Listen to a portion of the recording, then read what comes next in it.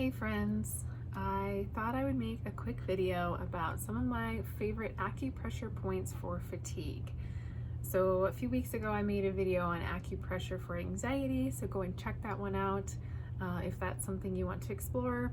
Today I want to work with fatigue, which is something that I think a lot of us deal with, some of us deal with on a daily basis.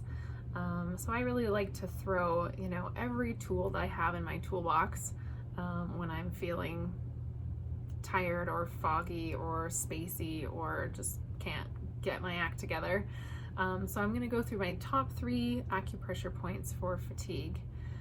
And just a little primer of acupressure. It works on the same system as acupuncture, right? So these are the traditional Chinese medicine meridians through the body, but as opposed to acupuncture, which I personally don't like because I don't like needles at all, acupressure is non-invasive. It just uses pressure or, just physical touch on the meridian itself. So you can still get a good amount of the benefits without having to go see an acupuncturist.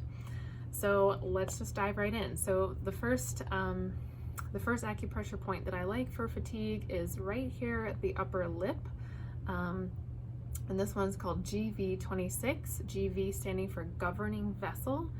And the governing vessel is the main meridian that runs down the front of the body. So it's called GV26, right here, kind of in this little notch right above your lip, underneath your nose. And the way to work with acupressure points, there's lots of different ways depending on where they are and how easily accessed they are on the body. This one I really like to rub or tap. So GV26 is sometimes considered like a first aid point because it can, in some cases, like revive people's consciousness. So if you're feeling super spacey, super foggy, like you're just not even here, this is a nice one. And you can press pretty hard or tap pretty hard on this point, at least I can, honor your own body, don't be too aggressive with this.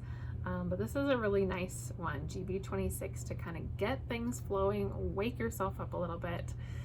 And then the second point that I like is also on the governing vessel, and it's called GV20, and it's at the very top of the head.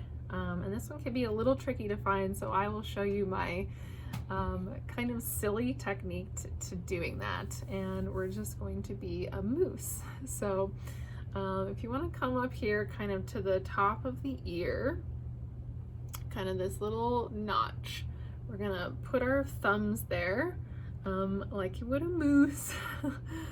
And then from there we're going to join our hands together at the very top, so trying to kind of find the topmost point of the head with either your index finger or your middle finger, depending on how big your hands and head are.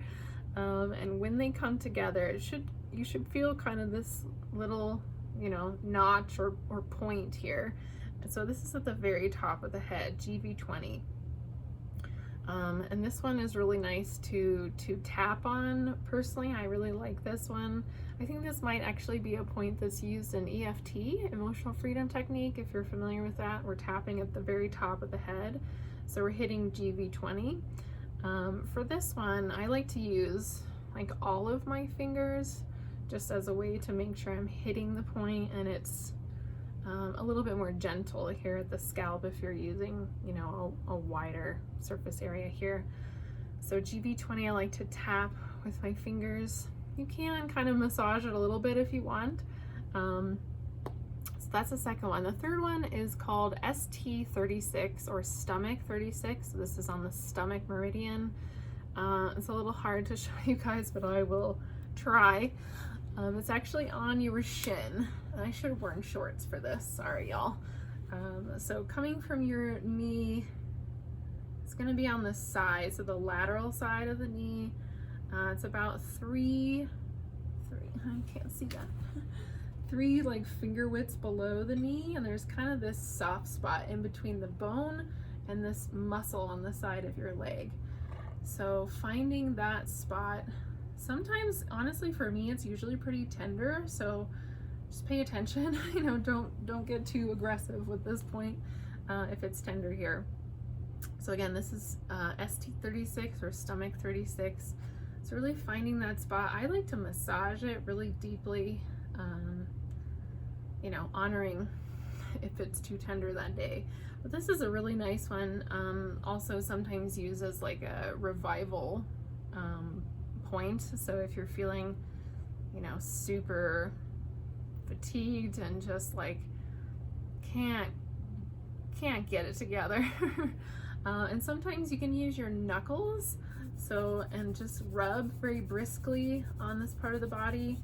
So this is sometimes that I do, I'll do if I'm just like mid-afternoon slump, feeling fatigued.